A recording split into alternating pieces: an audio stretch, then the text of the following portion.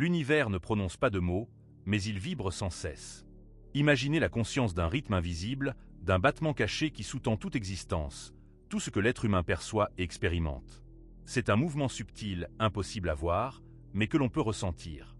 Il façonne invisiblement le cours des événements, anticipe les rencontres significatives et, même dans le silence le plus profond, son imperceptible frémissement se fait sentir. La question se pose, et si cette pulsation omniprésente n'était pas un simple hasard, mais le langage authentique et secret de l'univers lui-même? L'être humain entreprend des tentatives actives pour changer sa vie. Il agit, contraint les circonstances, planifie méticuleusement chaque pas, mais souvent, tout semble lui échapper. Il a l'impression qu'une force invisible dirige les événements en coulisses. Parfois, il semble que, malgré tous les efforts déployés, quelque chose à l'intérieur reste désaccordé, mal harmonisé. Et cette observation correspond, sans aucun doute, à la vérité. La plupart des gens vivent dans une lutte incessante pour le contrôle.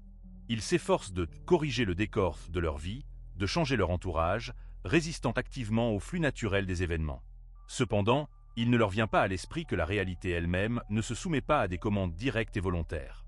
Au contraire, elle répond avec sensibilité aux fréquences les plus subtiles, aux vibrations invisibles et aux états émotionnels silencieux qui se propagent dans l'espace comme des ondes. L'univers, par essence, ne perçoit pas les mots prononcés. Il réagit à l'état intérieur de l'être humain. C'est là que réside une vérité essentielle, rarement exprimée à voix haute. Ce n'est pas la volonté consciente de l'être humain qui détermine son chemin de vie, mais sa vibration prédominante et dominante. Cette vibration se forme dans les moments de solitude, lorsque l'on ne cherche pas à impressionner les autres, lorsque personne n'observe. Elle ne découle pas des désirs déclarés, mais des convictions les plus profondes concernant sa propre personne, la nature du monde et les limites du possible. Et cette vibration se manifeste continuellement, dans le rythme de la respiration, dans les réactions spontanées, dans le processus de prise de décision, dans la fréquence à laquelle on se réveille du sommeil, et dans le sentiment qui accompagne jusqu'à l'endormissement. L'être humain ne vit pas ce qu'il désire consciemment. Il vibre ce en quoi il croit sincèrement. Et tout l'espace environnant répond avec sensibilité à cette fréquence intérieure. Cependant, au fil des siècles, à travers des générations de sages, de mystiques et de maîtres éclairés, une loi fondamentale a été transmise et vécue. Cette loi révèle la raison secrète pour laquelle tout dans l'univers est en mouvement et pourquoi tout vibre sans cesse. Le grand Hermès Trismégiste lui a donné un nom, la loi de la vibration. Sa formulation est concise et profonde, rien ne repose, tout bouge, tout vibre. Cette affirmation n'est pas seulement une métaphore poétique ou une spéculation philosophique. Elle représente la structure fondamentale de la réalité elle-même. Dans les prochaines minutes, vous comprendrez pourquoi certains schémas de vie ont tendance à se répéter, même lorsque vous êtes convaincu de les avoir surmontés.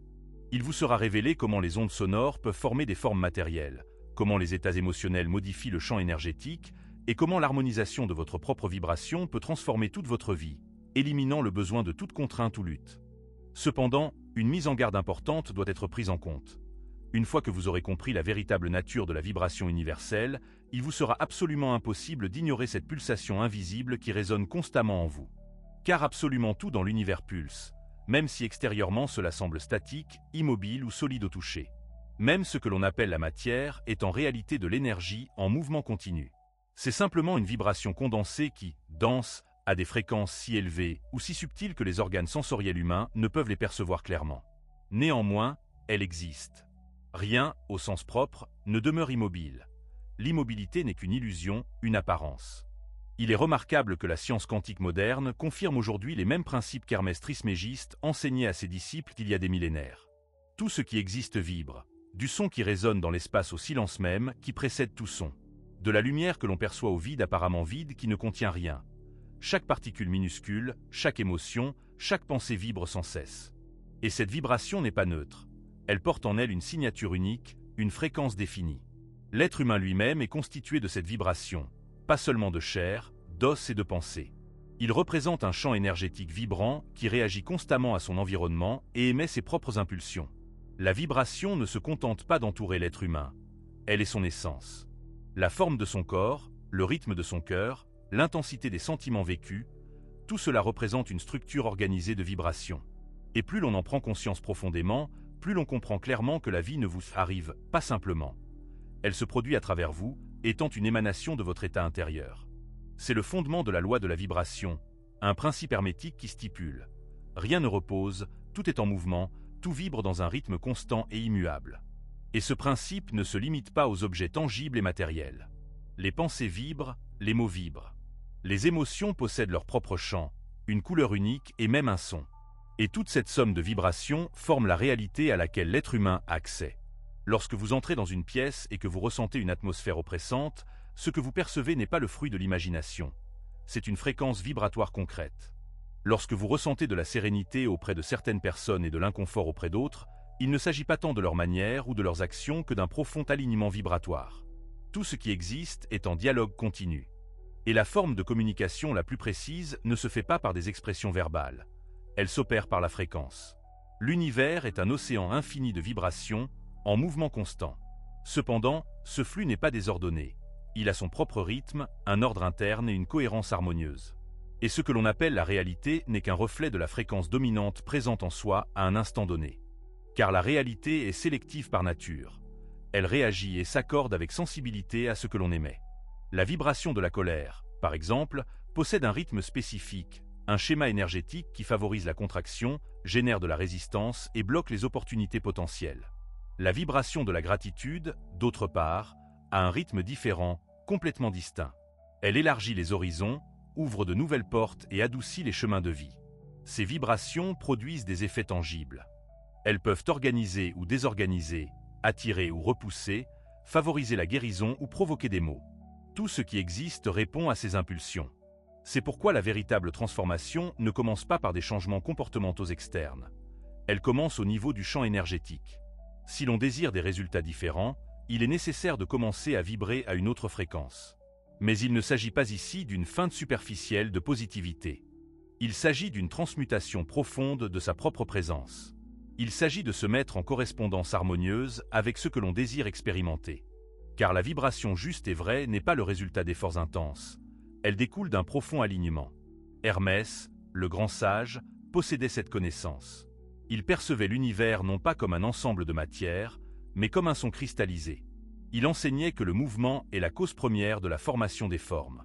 Il comprenait que l'invisible structure le visible et que la transformation de la réalité ne nécessite pas une lutte épuisante. Elle exige seulement une résonance profonde. Et lorsque l'on commence à vivre à partir de cette compréhension, on réalise que ces efforts pour changer le monde cessent. On commence simplement à vibrer à une fréquence complètement différente, et le monde, à son tour, répond. Mais cette réponse ne se produit pas selon les lois de la logique.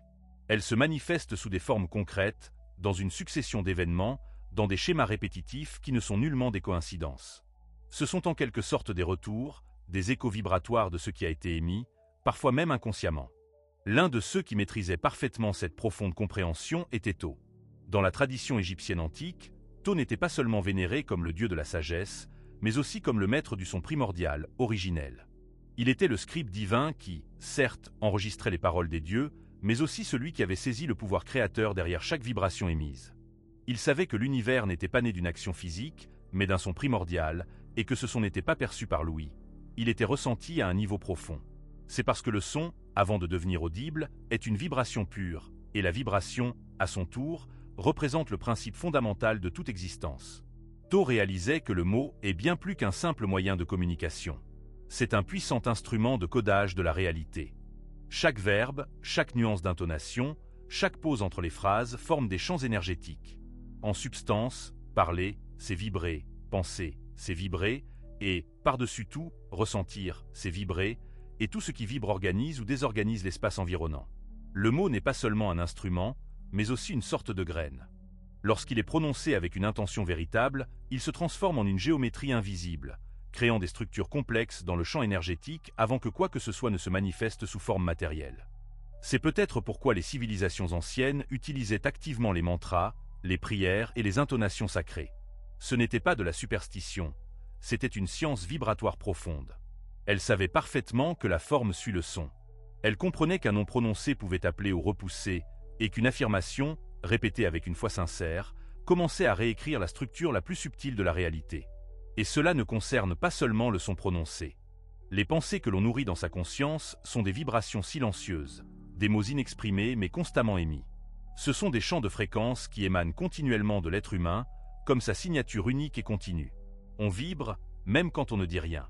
Même dans les moments de silence complet, quelque chose à l'intérieur s'exprime. C'est pourquoi Tho est également vénéré comme le maître du silence.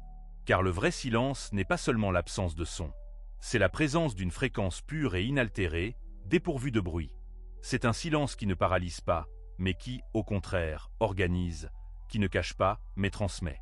C'est dans ce silence que le mot se prépare à naître. C'est en lui que l'intention prend forme. C'est là que commence le processus de création. Lorsque l'on commence à observer attentivement ce qui vibre à travers soi, que ce soit sous forme de mots, de pensées ou d'émotions, on commence à comprendre qu'il n'y a pas de neutralité. Tout ce que l'on émet est indissolublement lié à quelque chose dans l'univers. Tout revient, tout répond, car l'univers est un champ de résonance hautement sensible. Et le plus étonnant est que la manière dont on parle a autant, sinon plus, d'importance que ce que l'on dit. Un « oui » prononcé avec peur vibre complètement différemment d'un « oui » dit avec une vraie confiance. Une demande émanant d'un sentiment de manque possède une fréquence opposée à celle d'une demande exprimée avec gratitude. C'est pourquoi parfois, même en demandant ce que l'on désire, on attire le contraire. Cela se produit parce que ce n'est pas la demande elle-même qui est la force créatrice, mais la vibration qui la sous-tend. Tho enseignait que le mot ne devait pas être utilisé avec négligence. Il mettait en garde contre la répétition inconsciente des pensées. Il appelait à honorer le silence. Car tout cela est vibration en action. Et la vibration n'est pas seulement de l'énergie. C'est une direction. C'est une intention revêtue de son. On peut apprendre à écouter sa propre fréquence, à remarquer ce que ses mots disent réellement, à sentir ce que son silence transmet, et à réorienter ses pensées avant qu'elles ne se transforment en forme matérielle. Et quand on le fait, un changement profond se produit. On cesse de simplement vivre, on commence à co-créer. Mais co-créer ne signifie pas manipuler les circonstances extérieures. Cela signifie changer ce qui vibre à l'intérieur. Car, peu importe à quel point on désire une nouvelle réalité, elle ne pourra se manifester tant que sa fréquence continuera de soutenir l'ancienne. La vibration est la forme invisible dans laquelle tout le visible se déverse. Rien ne se produit à l'extérieur sans être d'abord soutenu par un état intérieur. Et cet état ne se mesure pas par des mots ou des intentions fugaces.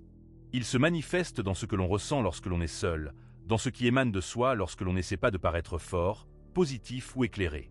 La vraie vibration vit au plus profond de son être. C'est le ton émotionnel silencieux qui accompagne chaque décision, chaque réaction, chaque moment inaperçu. C'est pourquoi l'observation de sa vibration est un acte de profonde connaissance de soi, car elle démasque ce que l'esprit humain cache encore. Elle révèle ce en quoi l'on croit vraiment, même lorsque l'on affirme ne plus y croire. Et elle montre avec une précision étonnante pourquoi certaines situations continuent de revenir dans sa vie. Car l'univers ne répond pas à ce que l'on veut. Il répond à ce avec quoi on vibre le plus constamment et le plus régulièrement. Si le manque est présent dans sa vie, c'est qu'il existe une fréquence qui le soutient.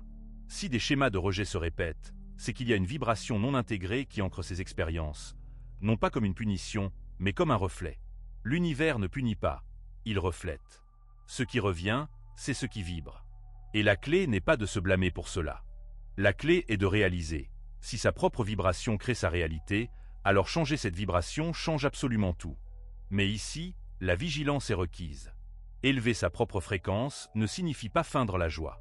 Cela signifie se libérer de ce qui pèse et retient. Dépasser, ce n'est pas éviter ce que l'on ressent.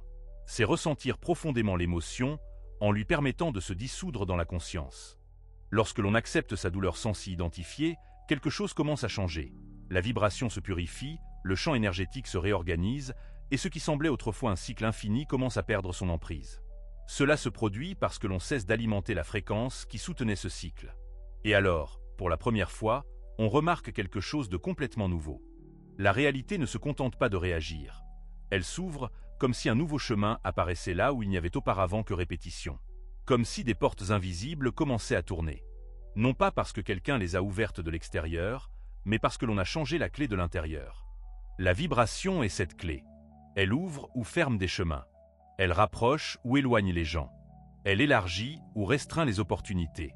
Et cela ne se produit pas grâce à ce que l'on dit vouloir, mais grâce à ce que l'on est en train d'attendre. Grâce à ce que l'on ressent lorsque l'on n'essaie pas de contrôler.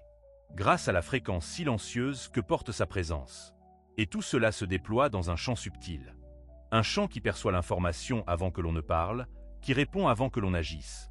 Un champ qui reflète avec une précision étonnante ce que l'on soutient dans son silence intérieur.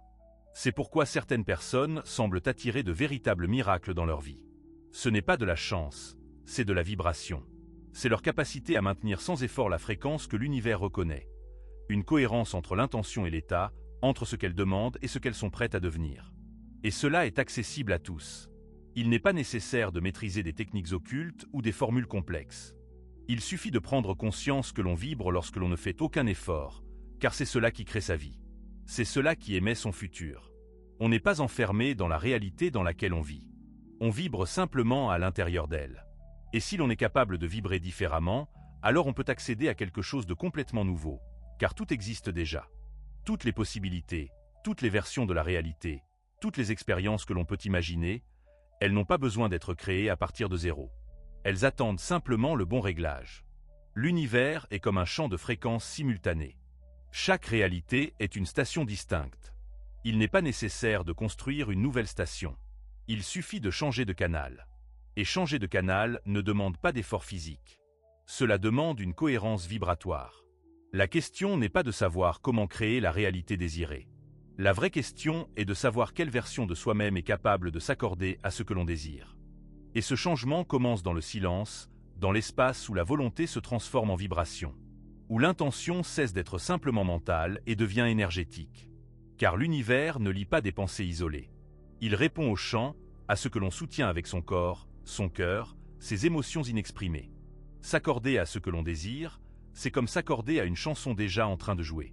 Il n'est pas nécessaire d'inventer la mélodie. Il suffit de vibrer au même rythme. Et cela ne se produit que lorsque l'on cesse de résister. Lorsque l'on lâche la fréquence du doute, de la hâte, de la rigidité et que l'on commence à vibrer dans la confiance, dans le flux, dans la présence. Avez-vous déjà remarqué comment certains états émotionnels semblent attirer des réalités similaires? Lorsque vous êtes concentré, quelque chose s'organise autour de vous. Lorsque vous êtes dans le chaos, tout semble bloqué. Ce n'est pas une coïncidence. C'est de la résonance. Le chant ne fait que refléter. Mais cette résonance ne se produit pas par la répétition mentale. Elle se produit lorsque la vibration devient naturelle. Lorsque l'état qui demandait autrefois des efforts devient la nouvelle norme. Lorsque le sentiment de paix cesse d'être une exception et devient un état constant. Lorsque la confiance n'est pas une pratique, mais une vibration continue. C'est pourquoi les transformations les plus profondes ne se produisent pas par la logique, mais par la vibration. On peut tout comprendre intellectuellement et ne rien changer.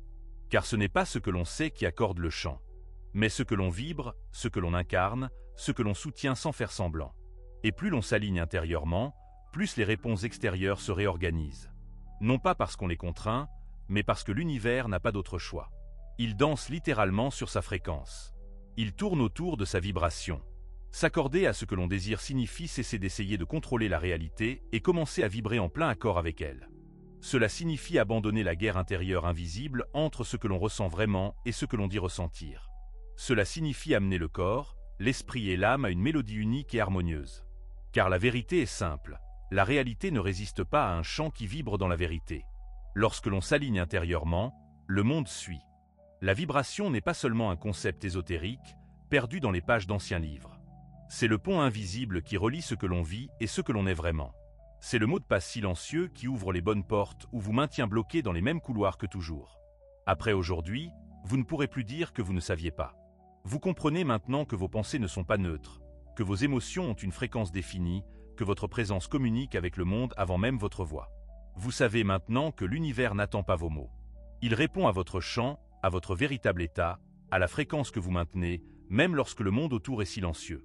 Et cette connaissance change absolument tout.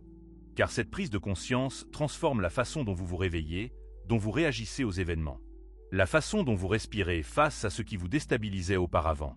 La connaissance de cela change la façon dont vous prenez soin de vous, dont vous apaisez votre monde intérieur, dont vous choisissez ce que vous consommez, ce que vous pensez, ce que vous portez en vous. Vous comprenez que vous n'avez pas besoin de contrôler le monde. Vous avez simplement besoin de vous aligner avec ce que vous voulez voir refléter, car le monde n'est pas ce qui vous arrive. C'est ce qui vous répond.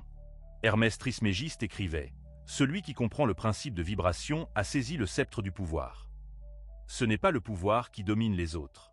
C'est le pouvoir qui accorde, qui ne contraint pas, ne supplie pas, ne lutte pas avec la réalité, mais la transforme, parce qu'il vibre à un rythme complètement différent.